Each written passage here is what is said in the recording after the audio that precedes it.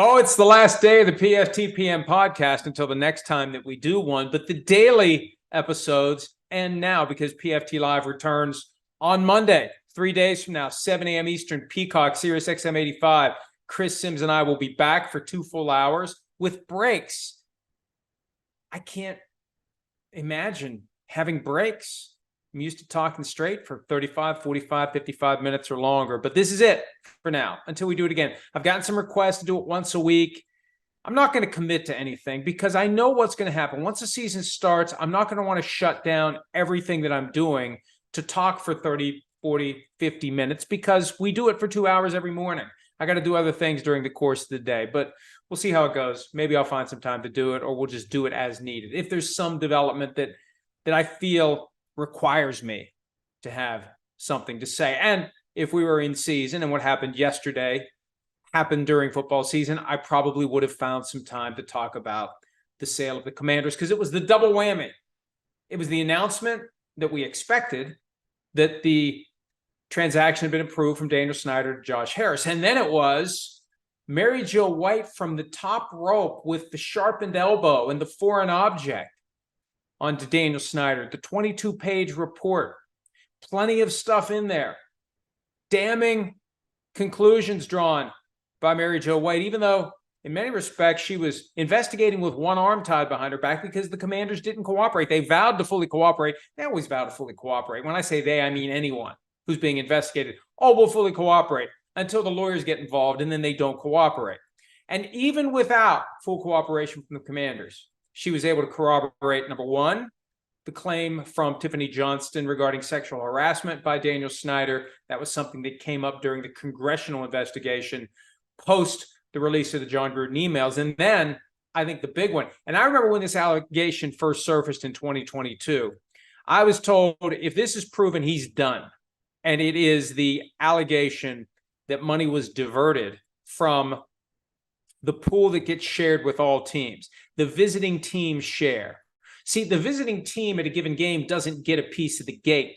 That piece of the gate goes to the league, and it goes to all teams equally. So the home team gets roughly 60, 65%, and the league gets the rest. And the home team gets it back through its piece of the visiting team share. So when you're doing what the Commanders were doing, and we don't have to say allegedly because Mary Jo White concluded that it happened, when you are reconfiguring the revenue, taking, for example, and this is what Jason Friedman alleged that got this specific ball rolling, taking revenue from the NFL games and accounting it as revenue from other events, college games, concerts, etc., where there isn't a sharing obligation, that's a way to keep money away from your partners. He was stealing from his partners. He was committing fraud on his partners. Now, words that blunt weren't used, but the message is inescapable about what Mary Jo White found. So let's focus on the good news first, and then we'll come back to Snyder. First, Josh Harris taking over. New day for the Commanders. Magic Johnson, very visible already, despite owning only 4% of the team. I was a little surprised. I saw a clip of his interview with Craig Melvin from the Today Show. They played it last night on NBC Nightly News. And the way that they set up the piece, it almost created the impression that Magic Johnson's on equal footing with Josh Harris. And we know that's not the case. Harris is the owner. Magic Johnson is a limited partner. Do we ever even know who the limited partners are? How often do the limited partners ever even speak? Now, maybe this is something that was planned, part of the palate cleanser from Dan Snyder. Maybe it's why Josh Harris got Magic Johnson involved. Let's find someone with, number one, enough money to buy 4% of the equity, about $240 million based upon the total valuation of the team. And two, someone that everyone loves. Who doesn't love Magic Johnson? I love Magic Johnson. You love Magic Johnson. Everybody loves Magic Johnson. So he's become, right out of the gates, the public face and voice of the Commanders, even though he owns 4% of the team, even though we never hear from the limited partners. It's almost like what we envisioned, and we don't know how this is going to play out, but for now, it meshes with what we thought would happen if Peyton Manning got involved with an ownership group, that he would be a limited partner, that he wouldn't be the person holding the 30% or more, but he'd be the face, he'd be the voice, he'd be the one out there. And it makes sense for Peyton Manning. Not a basketball player, but again, everybody loves Magic Johnson, and the Commanders need those positive vibes. Not that they necessarily need it. You could put anybody out there, and it would be better than Dan Snyder. Anyone not named Dan Snyder would be a breath of fresh air for the Commanders fans. But I just think it's something to watch because, number one, what did Harris envision? Number two, is Magic Johnson going to be more present, more involved, more directly in the spotlight than someone who only owns 4% of the team would otherwise be? And one of the things Magic Johnson said as it relates to a possible name change, he didn't say, no, Commanders is the name of the team.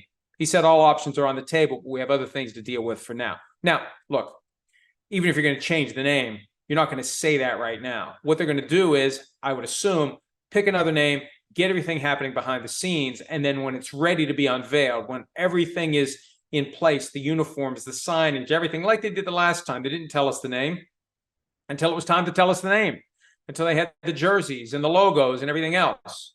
So it's a 18 months to 2-year process. We've already been through it with the Washington football team when they became the Commanders. So I think that Magic Johnson saying all options are on the table means the name is changing. And why wouldn't it change? It's only been around for one season. It was something that always felt rushed and incomplete, and it's tied to Dan Snyder. Change everything you can that was tied to Snyder. And look, you don't change the color scheme because that is the thing that ties the eras together. But you come up with a new name, take your time, do it right, focus groups, market research, and it'll probably trickle out that they are looking at several possibilities. Empower the fans, get them involved, have a list of finalists that you take input directly from the fans on. There's a way to do it to give the fans ownership of the name. I think that's one of the problems with Commanders. There was never a sense of fan ownership. So I'm contradicting myself, I know. It won't be a secret. It shouldn't be a secret. It should be an open process where the fans have a voice and you know what the reaction is going to be. It's not, well, hey, here comes the new name. We'll see what people think. You already know what they think.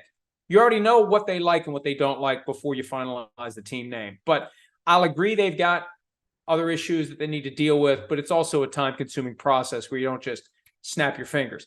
And why not just ride out this year or next year in this honeymoon period where you could call a team anything and the fans are going to be happy? There's a lot of stuff that you don't have to worry about now because the natural afterglow of getting rid of Daniel Snyder is going to take care of a lot of things that people would otherwise be concerned about. So it's a new era, it's a new age, it's a new day for the Washington Commanders, and that's good.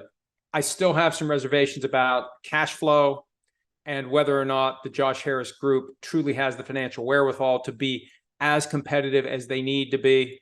Salary cap, even though it's supposedly even, there are ways with signing bonuses paid out immediately. I was talking about this yesterday. There are ways to be more competitive than your peers. Coaches, no cap. Front office, no cap. Facilities, no cap. How much money is the Josh Harris group going to be able to devote to making world-class practice facility, world-class front office, world-class coaching staff? Time will tell. Now, back to the Mary Jo White investigation. And to summarize, there were two important findings in the 22-page report that came out immediately after they announced that the sale had been approved. Number one, the finding that Tiffany Johnston's claim of sexual harassment was sustained by Mary Jo White. And what Tiffany Johnston claimed, she testified before Congress, number one, that Daniel Snyder touched her leg without her consent during a work dinner. And number two, he tried to pull her into his car after that dinner ended. And he vehemently denied it every step of the way. Didn't do it. Well, Mary Jo White found that he did do it. Her assessment of the evidence, he did it. That's important. But as it relates to how other owners would view Daniel Snyder, it pales in comparison to the idea that he picked their pockets, that he presided over a front office, over an organization that systematically reduced the amount of shared revenue to increase Dan Snyder's bottom line. Less money that you share is more money that you keep.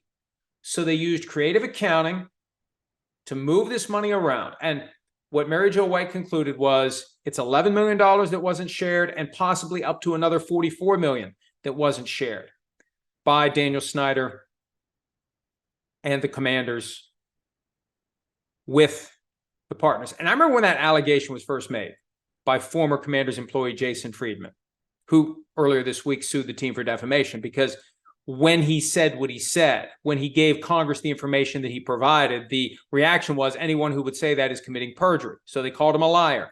That's enough to get sued for defamation, especially if he's telling the truth. And oh, by the way, Mary Jo White found Jason Friedman to be telling the truth. So when that allegation first came to light, people that I know in the ownership ranks, their attitude was, hey, if this happened, he's done. He's done.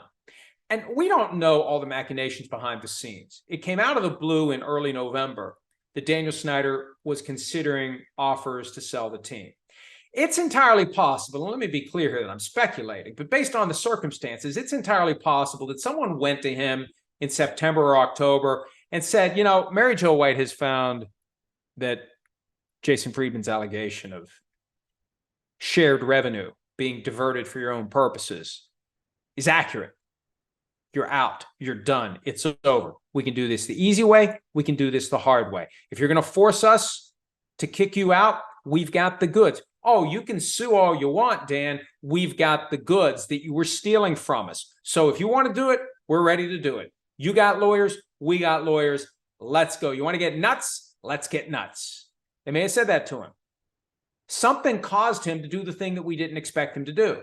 Something made him realize there's no good way out of this maze. And then it's quite possible before he decided he was going to sell the team, they told him it's over. And really, from the standpoint of getting the most that he can, and generally speaking, the other owners, but for the potential impact on estate taxes and generational transfers of equity, generally speaking, you want the value of every team to be as much as it can be. You're in a better position to maximize the sale price if you're not selling with a gun to your head, if it's not a forced sale. If it's just, well, I'll look into selling, maybe I will, maybe I won't. You got to give me an offer that I won't refuse, as opposed to everything must go. When it's everything must go, you're going to have a hard time getting a $6.05 billion. I remember at one point they thought he was going to get 7, and there was a report from Forbes that he had multiple offers well north of 7. I think that was all about maximizing what he got. Oh, what a shock. The guy who the league found was playing games with the money would potentially be responsible directly or indirectly for a false report that he had multiple offers north of $7 billion. So, and that report is publicly available. We've got links to it at multiple stories at PFT. It's only 22 pages. And I'm impressed. I need to say this because I thought if Snyder went quietly, the Mary Jo White report would be inconclusive or otherwise favorable. And who knows? Maybe it was better than it would have been. Maybe this is the sanitized version, because there are some allegations where her finding was that the evidence was inconclusive. But I thought if he just went away, they would not come off the top rope with the sharpened elbow and the foreign object onto Daniel Snyder. I thought they'd give him a pass. They didn't. They found he did those two things I mentioned earlier. They fined him $60 million. Now, $6.05 billion minus $60 million is $5.99 billion, so shed no tears for Dan Snyder, but still, it's a problem. It's an embarrassment. It's one final slap in the face to a guy that every Commanders fan would like to slap in the face repeatedly. And that leads to the thing that dawned on me yesterday after we posted our first item on the Mary Jo White report. She's basically saying he committed fraud. And people get prosecuted for fraud all the time. Fraudulent schemes. Situations where, for example, if a contractor takes a down payment to give someone a new roof and just never does the work, they get prosecuted. People get prosecuted for fraud all the time. And even though she never uses the 5-letter F word in her 22-page report, the 4-letter F word was surely uttered by Dan Snyder when he realized the implication. This report is a blueprint for a prosecution of Daniel Snyder and others with the Commanders organization. I did some research last night. Maryland law, where the stadium is located, Virginia law, where the team headquarters are located, and federal law, which has clear prohibitions against mail fraud and wire fraud. And basically, if you commit any fraud by putting it in an envelope and putting a stamp on it, or phone call, fax, text message, email. Do people still fax? I don't know. But anyway, any electronic communication, wire fraud. The only thing that may save him here is the statute of limitations, and I haven't researched whether to what extent that would apply and does the discovery rule come into play. I don't know. But bottom line, and this is something I've talked with someone prominent in league circles about for a while now. One of these days, there's going to be a prosecutor with jurisdiction, with motivation, and with discretion that gets exercised in a way that results in grand jury, subpoenas, indictments. There's going to be something that someone does connected to the NFL that gets people not necessarily put behind bars, but prosecuted. And then you see where it goes. Suspended sentence, probation, house arrest, whatever. Something's going to happen along those lines. Whether it's out of the gambling environment or whether it's some sort of financial crime like the one that Dan Snyder apparently committed against his partners. And my understanding is that in the room where it happened yesterday, where the approval of the sale was accomplished, those folks will shed no tears if Dan Snyder gets prosecuted. And I don't know that he will. All I know is that report is a blueprint for a potential prosecution of Daniel Snyder and others. And you don't even need to flip many people. It's all there. It is gift wrapped. The evidence is there. Where you need to go and what you need to do is there. And again, Mary Jo White got that conclusion, despite the fact that the Commanders didn't cooperate. They were whining about how much it's going to cost to get the documents together, and we can't do this and we can't do that. And they were unilaterally picking and choosing what they were going to give. Once subpoenas start going out, you better comply. You fail to comply with the subpoena, you got a separate jackpot, as a certain high-profile individual in South Florida has learned recently. Failure to comply with subpoena is a big deal. So is this over? Is this not over? I don't know. But I know that people get prosecuted for fraud all the time. The question is, will there be a prosecutor with jurisdiction over Dan Snyder that decides to go after him based upon the finding that, even though she doesn't use these words, he stole money from his partners? That's essentially what she's finding.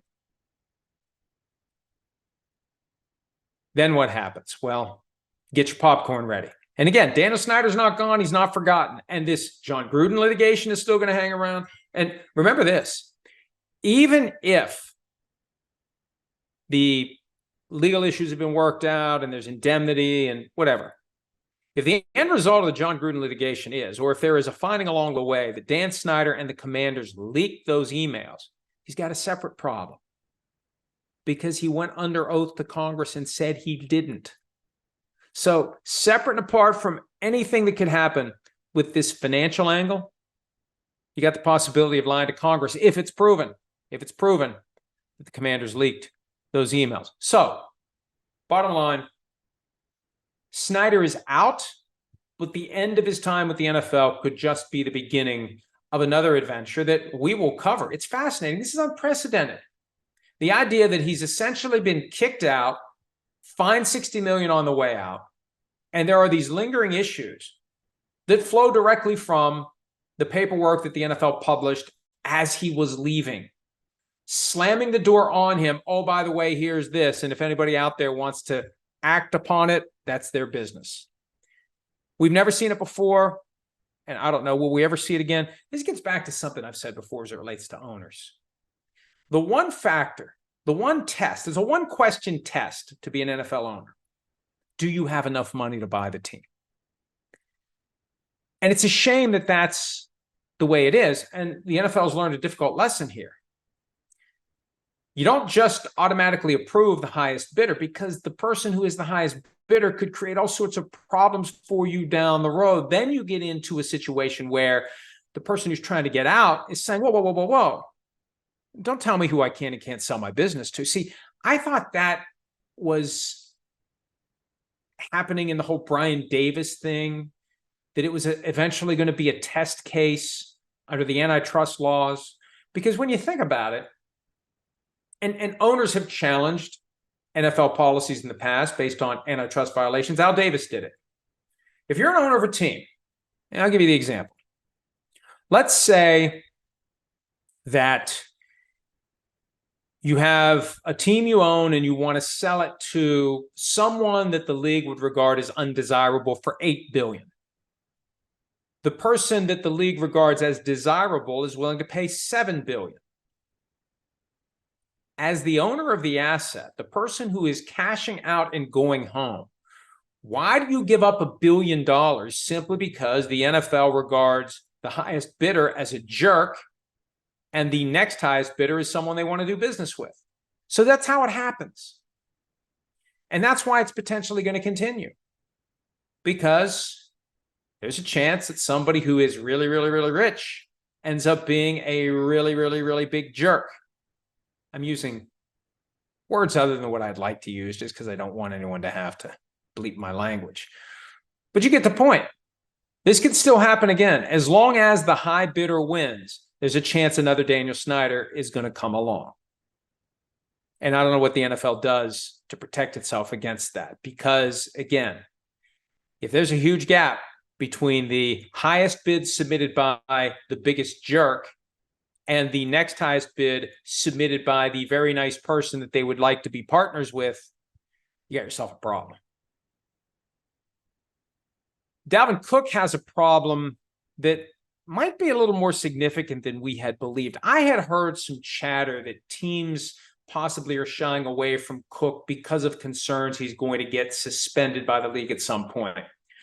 The Minneapolis Star-Tribune reported yesterday on court filing that initially was unsealed and then suddenly it was sealed, which tells me possibly, this is worth investigating if you're Dalvin Cook's lawyers, possibly someone accidentally unsealed it so it could be handed to the media. The idea that Cook initially offered through his lawyers $800,000 to Gracelyn Trimble, the woman who is accused of domestic violence. The first offer was in exchange for settlement of her claims and an affidavit basically saying he didn't do anything wrong. $1 million eventually was offered. Similar terms. It's a settlement of all claims between Cook and Trimble with a requirement that she send a letter to the NFL saying he didn't do anything wrong. And that's important because that reduces the likelihood that the NFL would eventually be able to take action against him because they have no subpoena power. All they need from her is an agreement that she won't cooperate, that she won't talk, that she won't tell her story to anyone without a subpoena. That prevents the NFL from ever getting to the truth, and in turn, it prevents them from ever suspending him. So the mere fact that that's out there, and I got a problem with that being out there. I wrote about this last night. Settlement offers should never be made known to anyone.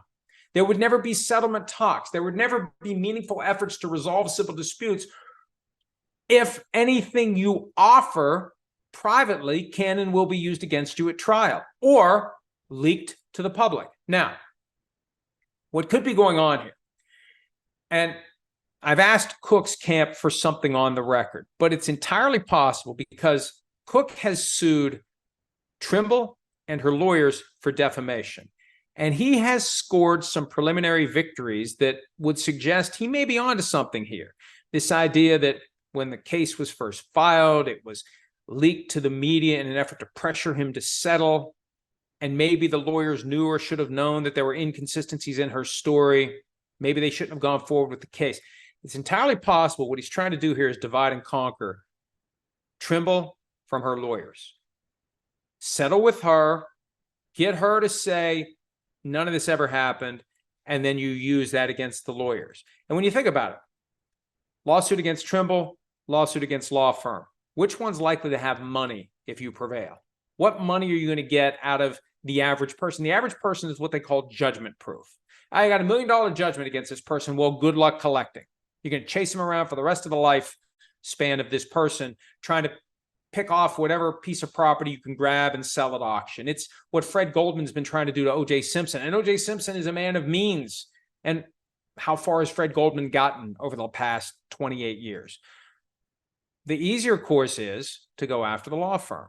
So and this is a sound strategy if you can make it work, if you can settle with Gracelyn Trimble and get her to say, hey, yeah, nothing happened. And you take it a step farther. Well, I exaggerated, I embellished because the lawyer said it would be a good idea.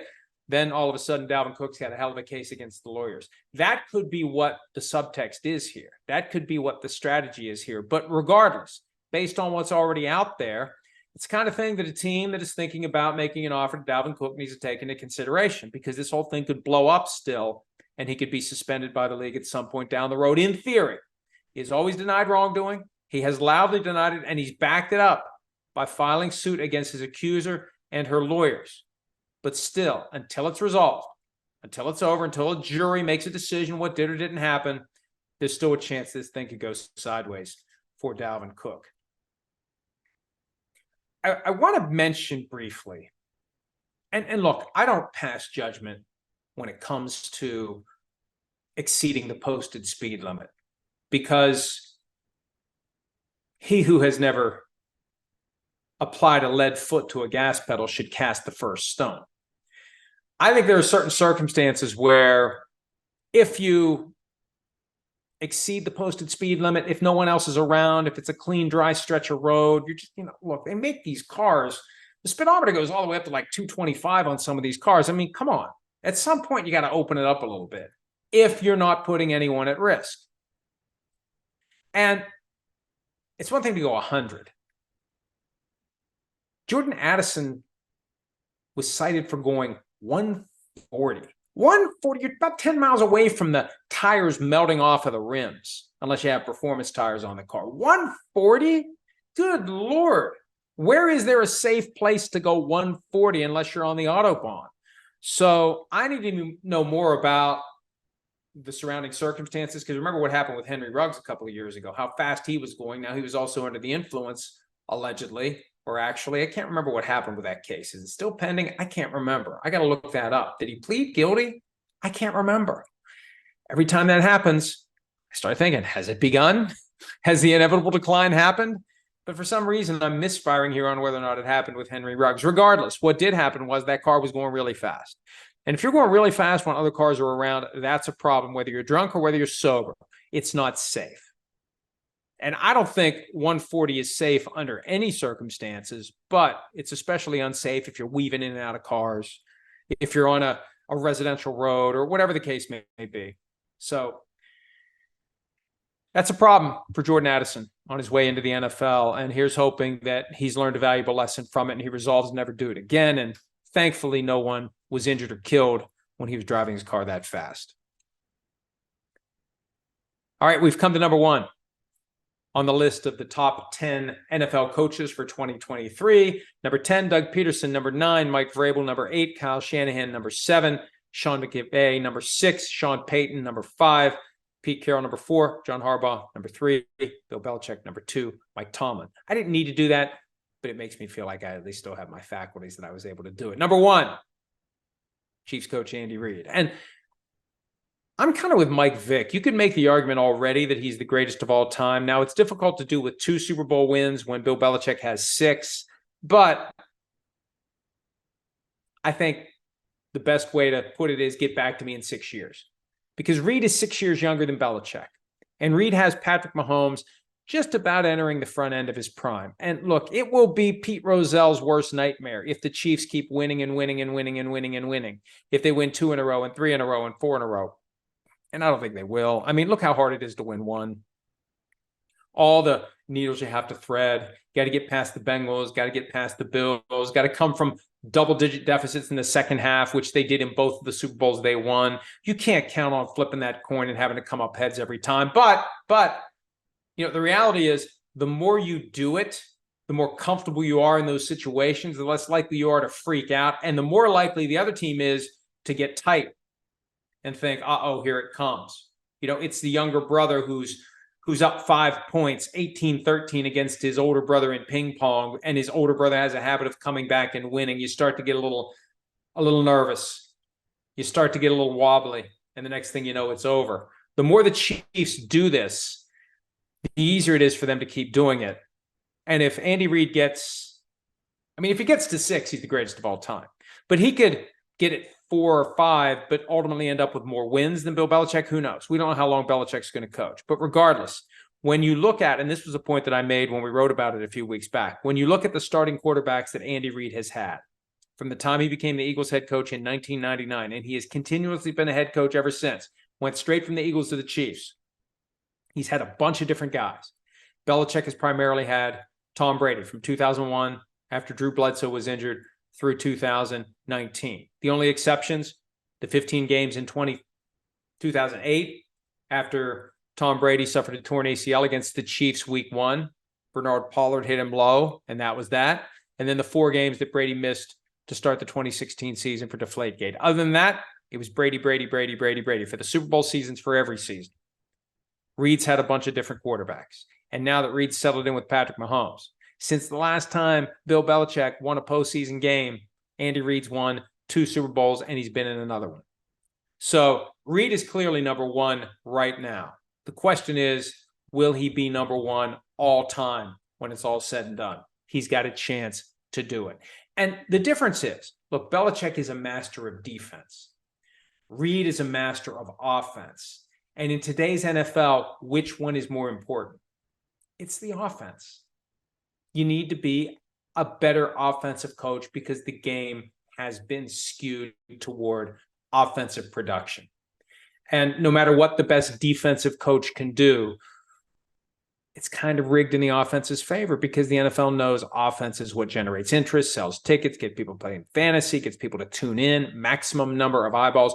What is it that the NFL looks at when setting the primetime schedule? They're not looking to put the best defense in prime time. They're looking to put the best quarterbacks in prime time. That's what people want to see. So the better you are at coaching quarterbacks, the better coach you are. The last thing we saw from Bill Belichick was his horrible mistake in the delegation of the offensive duties to Matt Patricia and Joe Judge. So clearly, Reid is number 1 right now. Will he catch Bill Belichick number 1 all time? That is one of the great stories of the next half decade or so. All right, let's get to some questions. I don't know. Should I be sad? This was supposed to be a 5-week break. Not that I ever take a break, but 24 out of 25 days for PFT PM with no breaks during the broadcast, with no one to throw it to while I catch my breath or just otherwise figure out what the hell I'm saying. I kind of like this, but not enough to commit to doing it once a week. PFT PM Posse. So quit asking. Here's a question from PFT PM Posse. Head coaches in the NFL have been trending younger for a while. However, my Cowboys are never mentioned as a possibility with the youngest and brightest head coaching prospects. Why is that? Can Jerry and the boys, nepotistic decision makers, not relate? Are they leery of Dallas, the Jones family, or what? They got Jason Garrett when he was regarded as a young up-and-coming coach, and the idea was we're going to stick with him as he learns how to be a coach, and then we're going to have Tom Landry. And I think that Kellen Moore was kind of like, hey, he's the guy that will take over after Mike McCarthy and be Tom Landry. So I think they'd like to do it, but it just hasn't worked up. And in the grand scheme of things, ideally, you're not hiring coaches every few years. The goal should be to hire a new coach every 5 to 10 years. So that's not many head coaches. So you don't have a whole lot of opportunities to do what you're suggesting. And we'll see what happens if it doesn't work out for McCarthy. I think there's a ton of pressure on him this year as he takes over the offense. And there's been some turnover, a lot of turnover on that coaching staff, even though the team went 12-5 the last 2 years. I think he's one of the guys on the hot seat entering the season. PFT PM Posse. How can we get someone to ask Aaron Rodgers the question about being paid $60 million plus per year by one of the big pharma companies trying to take him down? And that's a question that came up when I did the SI Media podcast with Jimmy Train. And I've mentioned this a time or two. When Aaron Rodgers was finally in a position to meet with the New York media right after the trade, it was all positive. And flowery, and no one asked him about the 800-pound elephant in the room, the idea that he claims, and he said this, that he was vilified by the media because Big Pharma told the media to do it, that the media is bought and paid for by Big Pharma. Well, I never got the memo. I criticized Aaron Rodgers for lying about being vaccinated because he lied about being vaccinated, not because anybody told me to do it. He lied about it, and you knew he lied about it. He was playing a stupid-ass Greg Brady word game, and he got caught, and he thought he was being clever, and it was just unfortunate, and it was a possible glimpse into his character, frankly. I'm sorry, but frankly. So he said that. He made that comment. And he's got this persecution complex. That's fine. But he said it. He's been vilified by the media at the behest of Big Pharma. Well, who is Big Pharma? Pfizer, Moderna, Johnson & Johnson. And Woody Johnson is of the Johnson & Johnson family. It is a hell of a question. How do you reconcile your disdain for Big Pharma with your willingness to take a paycheck from a guy who is a Big Pharma heir? How do you do it? What mental gymnastics did you go through to get yourself to the point where you were reconciled to take Big Pharma money? Even if it's not directly, still indirect, but you're taking Big Pharma money. I think what happens is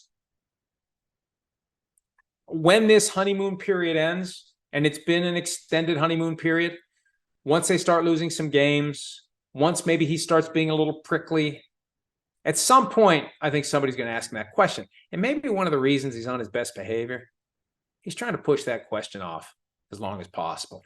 And he presumably has an answer that he's rehearsed. Now, hopefully it's not the same kind of cute gotcha answer like he did with, yeah, I've been immunized. But I think he's ready for it. And I think at some point he's going to be asked that question. He should be asked that question by someone at some point. And if he'd like to come on, I'll do a special edition of PFT PM if Aaron Rodgers wants to come on and have that conversation. I'm happy to have a very respectful, open, balanced, and fair conversation with him about that if he's interested in doing it. But I'm not going to hold my breath or any other bodily function. Hurricane Dave, what is your ideal breakfast? Generally speaking, it's whatever I feel like eating that morning. Some mornings, I just want an energy bar or those little Belvita crackers with coffee. Well, I have some bad news. We have to wrap this one up early, not because Macy is barking again. And actually yesterday what happened is she got out the front door. A neighbor was here. That's why I had to prematurely end it, because it got very loud and I was very concerned that something was going on, that a burglar had busted in broad daylight. That wasn't the case. The case today is we've had some power outages. We've had another one. So in lieu of continuing with the experiment and the hope that there won't be yet another power outage, I'm going to say, sorry, I couldn't get to your questions. Maybe I'll answer some of them on Twitter.